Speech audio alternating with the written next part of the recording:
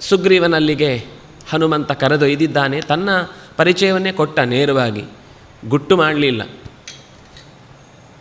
ಅಂದರೆ ಇವರಲ್ಲಿರುವ ತಮ್ಮ ಪೂರ್ವದ ಇತಿಹಾಸದ ಕಥೆಯನ್ನು ಹೇಳುವುದರಲ್ಲಿ ತಕ್ಷಣವೇ ಅರ್ಥ ಆಯಿತು.